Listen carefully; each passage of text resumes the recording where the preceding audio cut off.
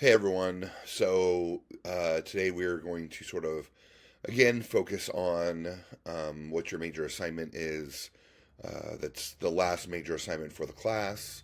You also have a reflection letter, but that's for you to look back on the things that you've achieved and the way that you've written and look for growth in your writing and your ability to read and think critically.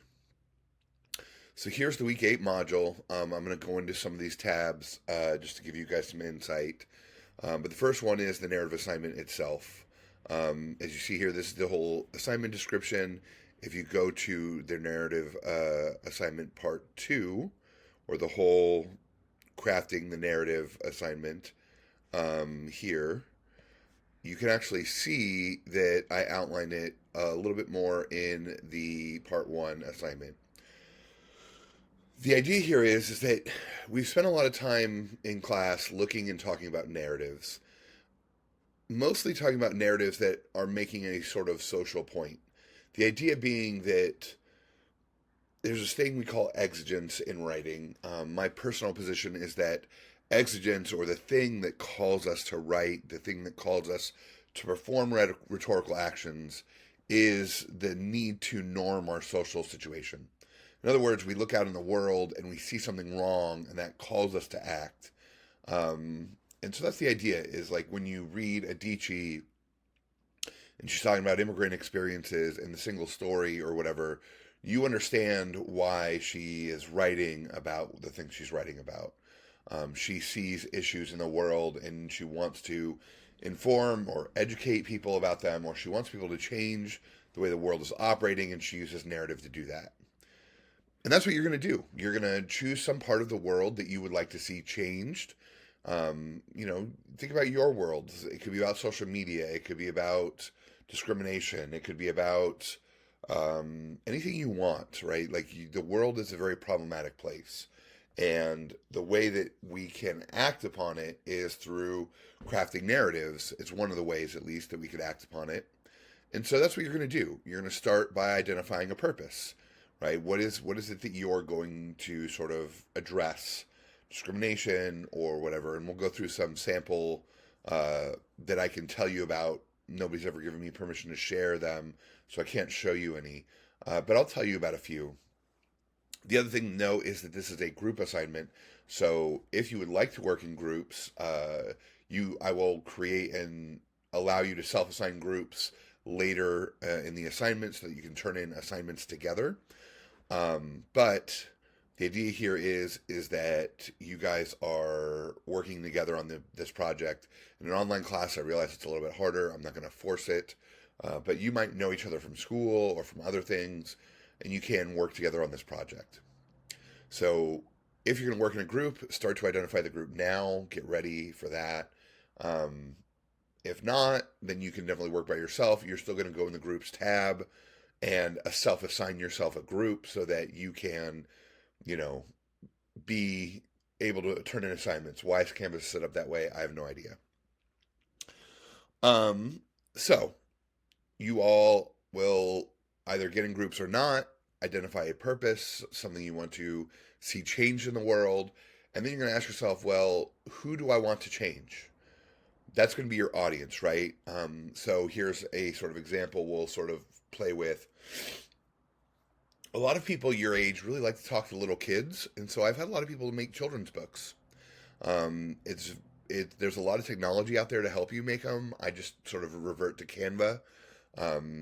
They're simple narratives. Their audiences are simple. How you develop them is easy. I've had people who are very into social media, creating social media things like TikTok videos or Instagram stories or Snapchat stories. And the idea being that audience is great if you're talking to people who live on the internet, right? So if you want to talk about internet overusage, that might be a great audience for you. But telling them to read a book is not a winning argument.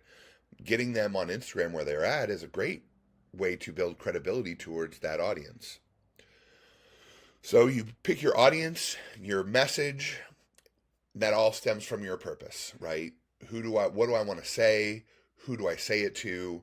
And what message would get across to them? And that message is going to come.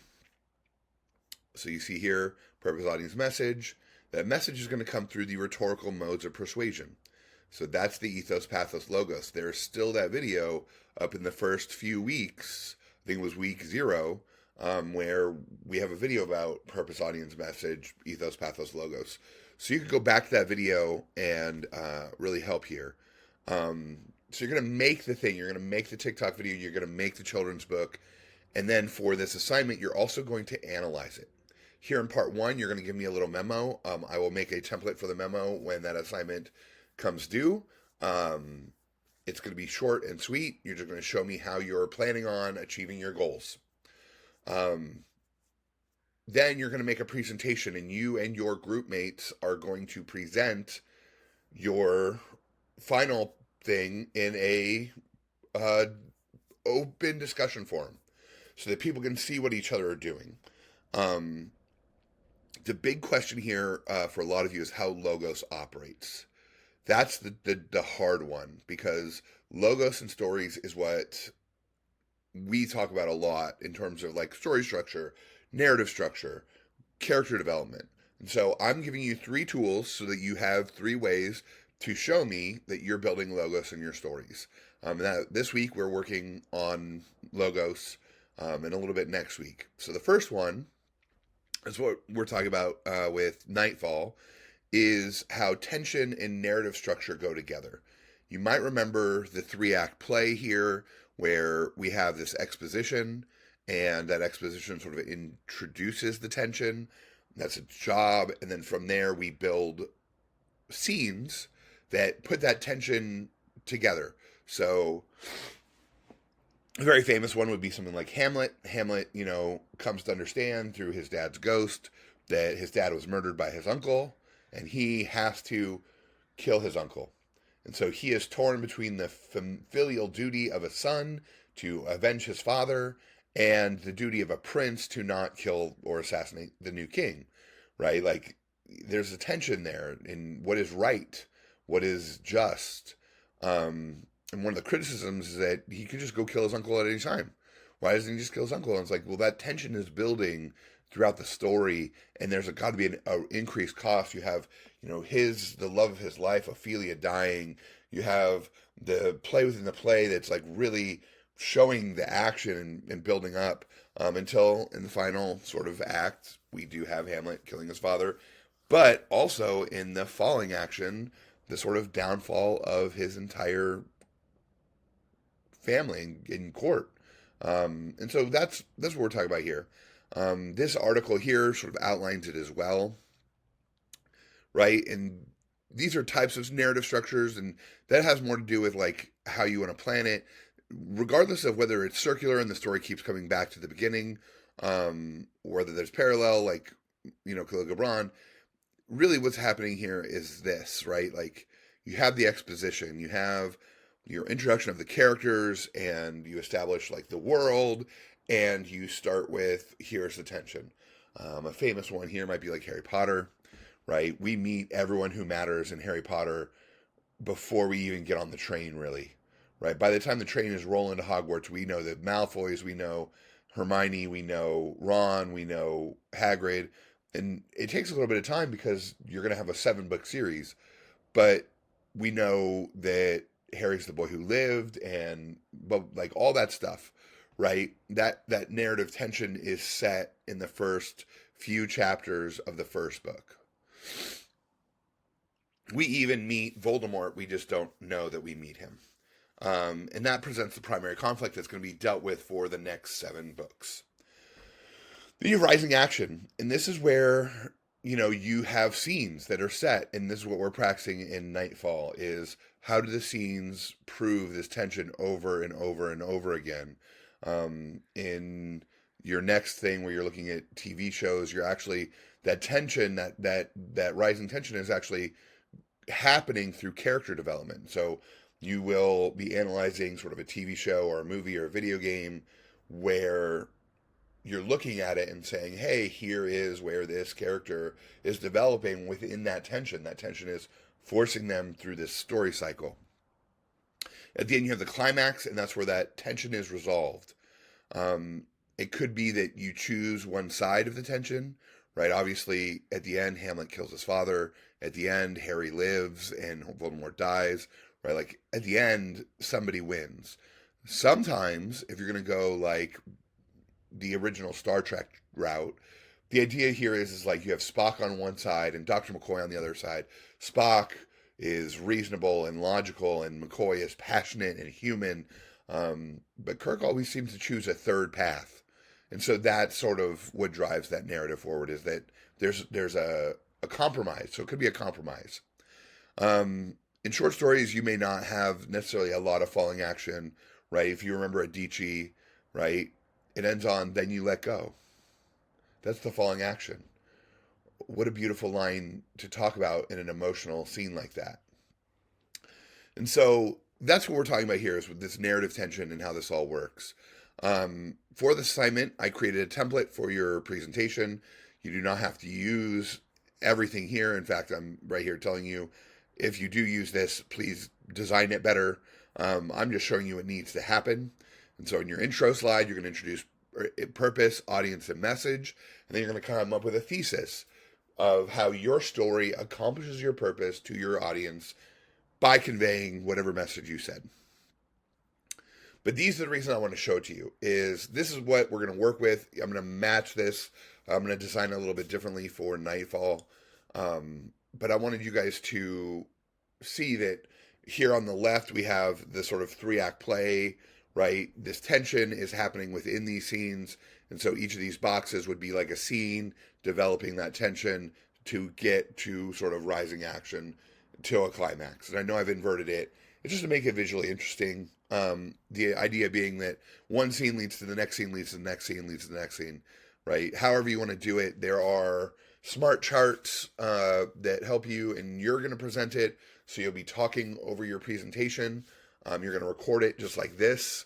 There are some technologies I can help you with, or the school can help you with, like Loom. You can just go into PowerPoint and present it and click record if you're all in the same room. You can go into Zoom and record your Zoom meeting, and one of you is presenting on your screen and sharing your screen. There's lots of ways to go about it, but you're going to record your actual presentation of you presenting it, so you don't have to have everything on the slide. In fact, it's better if you don't. And then you can just see, like, here's the character development, which we're going to get to later this week. Here's pathos, and you're going to choose some elements. If it's visual, you're going to put the visual here. If it's a story, you're going to put the words from the story here. You're going to do that 3 times. And then you're going to do ethos, and ethos is about credibility. This is about how you're credible to an audience. So you're not necessarily citing sources, right? One of the things I show my people who are writing children's books is I'm like, here's Mr. Rogers' rules for how you talk to children. If you wrote them this book according to these rules, that would be credible because Mr. Rogers is a prolific children's entertainer, and he came up with these rules for how he talks about kids and talks to children. So if you're following those rules, you're following in the footsteps of somebody, but it's not really citing a source, right? You're not like Mr. Rogers said. You're like, no, I'm following the model. You can talk about like how you might be using the correct language for the child, right? There's certain reading levels, and if you look up reading levels, you might target a reading level for a specific age group. You might talk about if you're doing like teens in high school or whatever. I mean, one of the credibility moves could be the modality of your thing. We chose to put on Instagram because that's where they are and that's what they understand. But if you're on Instagram, like, how are you using the hashtags and how are you using the comment space and how are you using those things that you guys would recognize if you're on Instagram as being a genuine Instagram thing? Like, imagine if I went on Instagram, and you don't have to imagine, like, you see your parents or your grandparents using these social medias and they use them quote unquote wrong, right? That's the idea. It's like they're not doing it right. Well, that's a credibility thing. Like, how are they doing it wrong? I know when Twitter first came out, yes, I'm that old. When Twitter first came out, like, I just gave up because I didn't know how to use the hashtags. Like, none of the hashtags I would generate were meaningful to an audience. I didn't know how to use them right. It's because I'm not that person. I'm not social media savvy. So that's the things you're talking about here is those things that make you credible to your audience. What are the moves you're making to an audience that make them believe that you are worth listening to about the subject? Spouting research rarely works on like audiences that are not researchers. So just pay attention to that. How are you doing that? And that's your presentation. That's what you're going to do. You're going to have the actual thing you make, the short story, the Instagram video, whatever, and you're going to have this PowerPoint, and you're going to submit it at the end for credit. And you're going to show me your presentation. If you guys have any questions, comments, concerns, feel free to email me and we'll figure it out. Otherwise, I hope you're enjoying this final assignment. It's meant to be sort of fun and allow you guys to explore rhetoric in ways that are more meaningful, but also give you a creative outlet, something you can do for fun. What will happen is when part one comes in, you give me your memos. I'll go through them as fast as I can so that I can give you feedback to make sure everything's on board. And then you'll have the rest of the time to produce your presentation. So yeah,